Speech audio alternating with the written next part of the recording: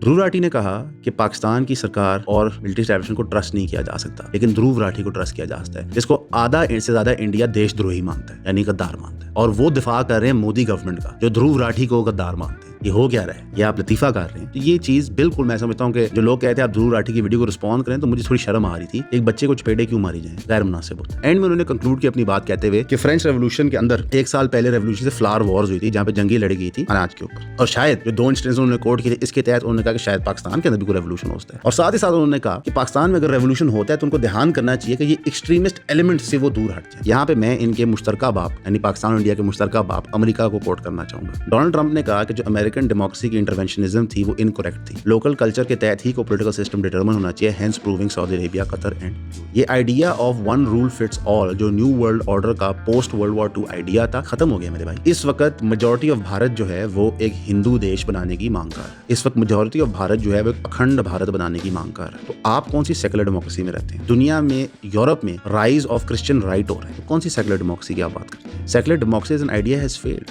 Because लोगों का जमहूरी इख्तियार है कि वो रिप्रेजेंट हो उन लोगों से जो उनका सिमिलर मॉरल इथोस रखे। The state can not dictate religion क्या होगा। और यहाँ पे मैं ध्रुव राठी का एक फेसबुक पोस्ट आपको गाइड करना चाहूंगा, जहाँ पे उन्होंने कमेंट किया था कि यूरोपियन एक हमले के ऊपर जिसके अंदर एक मुसलमान इन्वॉल्व था, उन्होंने कहा कि ये हमला बेसिकली एक इंडिविजुअल केस नहीं है, ये एक एक्सट्रीमिस्ट आइडियोलॉजी है इस्लाम की, इनकी किताब की। समझ आई बात? कार्रवाई क्या है? तो दिक्कत है इस्लाम से। तो मैं ध्रुव राठी को, इंडियन गवर्नमेंट को एक बात कहना चाहूंगा, कुरान अल्लाह की तलवार है, डरे डरो। हक और बातिल का फर्क करता है, उसकी बुनियाद पे हमें जीने का अल्लाह ने हुक्म दिया। अगर हम उन अहकामात को फॉलो करेंगे तो शायद जो वर्ल्ड व्यू बने हमारे मुल्क का वो आपसे अलाइन ना करे। क्या इसका मतलब है हमारे पे जंग मुसल्लत करेंगे?